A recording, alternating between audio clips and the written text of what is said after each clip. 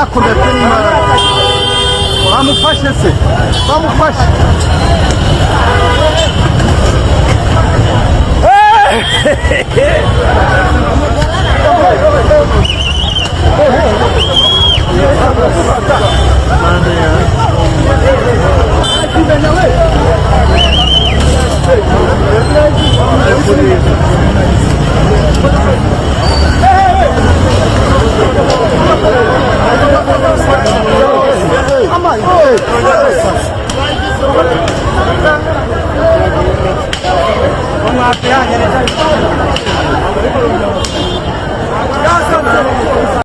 Yes, reka nsuhuze kandi mwifurize gukomeza kugira ibihe byiza.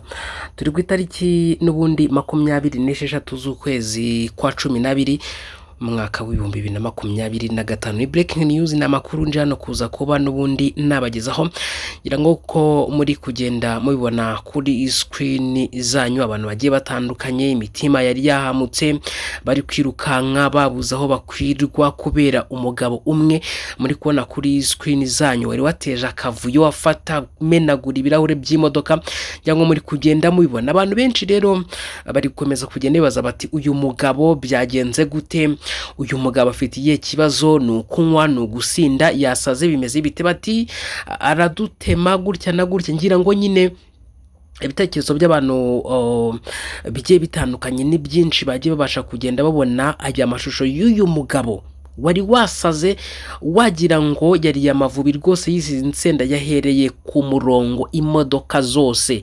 aramenagura, arakubita, arajanjagura, abantu bahuriye bagira bati muve mu nzira, tahubwo arabatema. Ngira ngo rero aka kanya nkuzaniye inkuru nziza nk'umunyarwanda wese aho uherereye hose, nuko kugeza kuri ubu ngubu amakuru nkuzaniye ari amakuru ari kwishimirwa n'abaturarwanda, byose biturutse kuri polisi yacu y'u Rwanda. So hanyuma niba rero ari ubwa mbere ugeze ahangaha, ndagusaba gukanda kuri subscribe, nurangiza ufungure n'inzogera, ubundi mbashe kuza kuba naza n'ubundi nkugezaho iyi nkuru 5 kuri 5.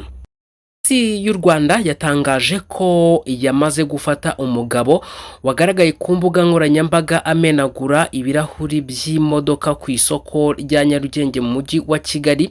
Yajyanywe mu bitaro n'ubundi bya Ndera kugira ngo n'ubundi ajye kuba yasuzumwa niba nta busazi afite. Ngira ngo rero iyi ni imwe mu nkuru ishimishije abanyarwanda bagiye batandukanye bati rwose polisi yakoze kudufatira uyu muntu. Mu wundi rero tugende tunyuza n'amaso mu bitekerezo by'abantu bagiye batandukanye. Nguyu yitwa Elias yagize ati none ibi bintu yangije ko ari byinshi bizagurishwa nande? Abantu bangana batya ntibagakwiye kurebera umuntu akora ibintu nk'ibi, buri wese abe ijisho rya mugenzi we, dukumire icyaha kitaraba, dutangire amakuru ku gihe kandi vuba. Yego nibyo rwose utanze igitekerezo cyiza, ariko nawe ushyire mu gaciro uyu muntu. Urebye ukuntu donc ari acting, uyu muntu wabona wamuhagarira imbere nakwice. Reba ukuntu nyine nawe ameze, umuntu utinyuka gufata imodoka z'ama miliyoni n'amacya kajya yarakajanjagura. Uyu muntu wamujya imbere nakwambura ubuzima. Hanyuma uyu yitwa Nziza yagize ati ariko se abantu bangana gutyo umuntu akora ibintu nk'ibyo gute murebera? N'abagabo barimo bangana kuriya koko bakiruka ngo apungo ngo rwose ngo mwagaragaje ububwa. Uyu nguyu yagize ati abagabo b'i Kigali muri ba nta kigenda, umusazi umwe abasandaguze munanirwe kumufata, abagoyi abigisenyi n'abantu beza Musanze mwubahwe. Uyu nguyu yitwa Mutabazi yagize ati none se n'umuhoro yakoreshaga cyangwa ni igiti? Aragira ati byaba ari ikibazo abaye ari umuhoro nta wamwegera imbere. Uyu nguyu yagize ati abagabo bareberaga nta kigenda kabisa. Uyu nguyu yagize ati aho ntabwo ari ku isoko rya Nyarugenge, ni ku iposita mu mujyi. Uyu nguyu yitwa Johnson yagize ati ni umusazi rwose peti, gusa n'umusazi atinya nyina izo brage we azazizana i Bugande amapine na essence rwose bizaba bimutegereje, bazahita babimumenaho kubera ko bigaragara nko kuviolatinga itegeko ry'igihugu. So uyu nguyu yitwa Jean yagize ati iki gihombo ninde ukirengera. Uyu nguyu yitwa Dani yagize ati n'ubwa mbere mbonye abantu b'ibigwari mu banyarwanda. Uyu nguyu yitwa Emi yagize ati shandumiwe pe mu Rwanda ubu nibwo mbibonye ko umuntu yakwica undi pe ntihagire utabara. Uyu nguyu yitwa Kazungu Jean Baptiste yagize ati abantu bangana kuriya bananiwe kumufata ngo bamuzirike atarangiza byinshi koko ahubwo bagashungera. Uyu nguyu yitwa Anthony yagize ati abantu mwuzuye umuhanda umuntu abasarane gutyo koko. Uyu nguyu yitwa Imena yagize ati icyo gitera hamwe kuki batakirashe.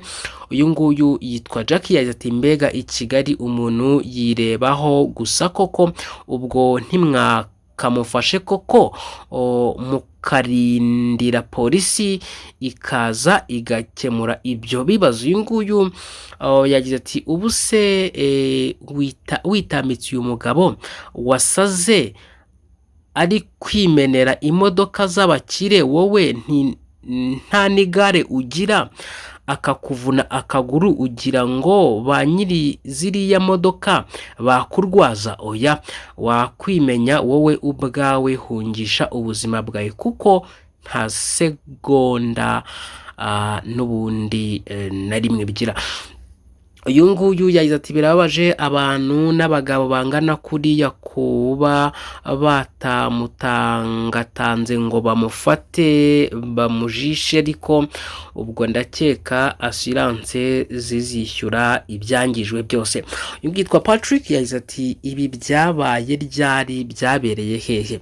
Uyu nguyu yitwa Pastor Emi yagize ati ubanza afite trauma y'imodoka ariko ko arizo ndeba zaharenganiye umunsi mubi ku modoka zaparitse ahantu twihanganishije ba nyirazo.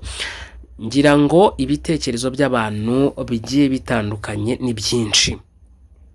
Hanyuma uyu nguyu yagize ati ariko ibigabo bingana uku kumufata bagashyira hasi ni ikibazo.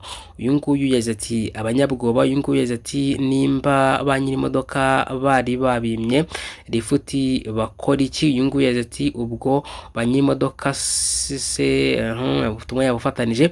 Yagize ati hari igihe umwe azashiraho ndabona ubutumwa nawe yabufatanije. Uyu nguyu yagize ati mubure